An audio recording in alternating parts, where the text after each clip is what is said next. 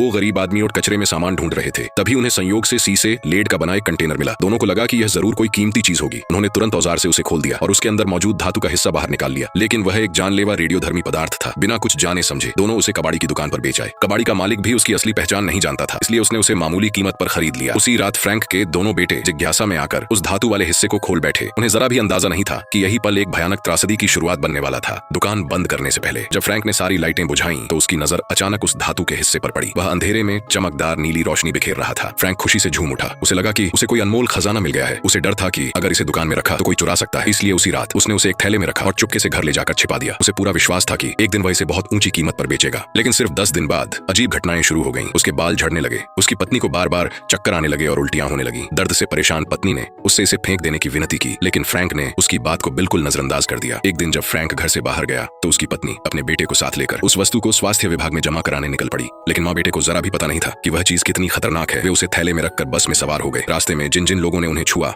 बस की रेलिंग, सीटें और हर वह चीज जिससे उनका संपर्क हुआ, सब धीरे धीरे रेडियोधर्मी प्रदूषण से संक्रमित होते चले गए। एक भयानक आपदा चुपचाप फैलने लगी। आखिरकार माँ बेटा स्वास्थ्य विभाग पहुंच गए। पत्नी ने घबराकर अधिकारियों से कहा कि यह वस्तु बेहद खतरनाक है और उसके पूरे परिवार में अजीब और गंभीर लक्षण दिखाई दे रहे हैं। लेकिन विभाग के प्रमुख ने डॉक्टर थैले पर एक नजर डाली और उसे बढ़ा चढ़ाकर कही गई बात समझकर उन्हें वापस भेजने की कोशिश की। तभी अचानक ऐना की तबीयत बेहद बिगड़ गई। वह ताजी हवा लेने बाहर निकली, लेकिन तेज चक्कर आने लगे और वहीं उल्टी कर दी। आगे एपिसोड देखने के लिए कमेंट में यस लिखे।